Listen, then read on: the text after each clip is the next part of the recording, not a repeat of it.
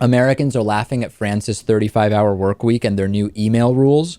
And France has a 35-hour work week. Like in much of Europe and South America, vacation time is far more plentiful than in the United States.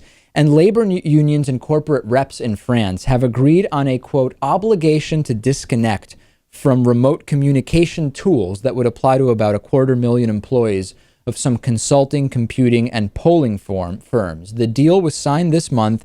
It's yet to be approved by the Labor Ministry, and it would require that employers verify that the 11 hours of daily rest time to which all employees are legally entitled be spent uninterrupted, which means no email, no having to do work-related stuff. We really want there to be 11 consecutive hours, said Marie Bouard, a project leader at the Federation of Communication.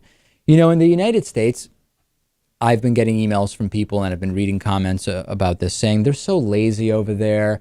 They just don't want to work. And this is why we just do so much better here when it comes to productivity.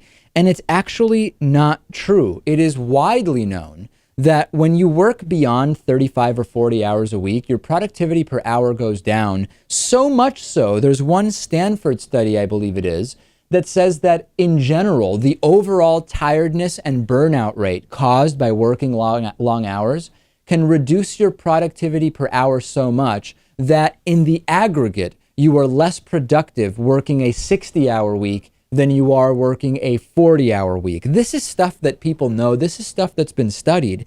And for some reason, people seem to find it funny that France and other countries take these strategies.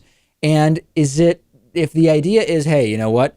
We like to work here. We don't want to be poor people. Many of these countries that are being criticized have lower poverty rates than the United States. If, hey, we want to make more money, the per capita incomes in many of these countries are higher than that in the United States. I really don't get the antipathy towards vacation, towards living a varied life, not just focused on work. You would think maybe some of the comments we see are just people being resentful in the US that because their health insurance is connected to their job and for so many other reasons and growing inequality between what they make and what the CEO makes, they have no choice but to work 60 hours a week. And I actually understand that. I sympathize with that, and I completely understand the resentment.